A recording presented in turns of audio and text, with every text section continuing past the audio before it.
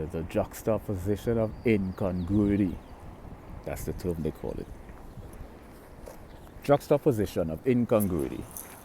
You know, merging of the incompatible. Merging of the incompatible. Yeah. Taking two things that are mutually exclusive, placing them side by side and finding a single common denominator they share. Juxtaposition of incongruity.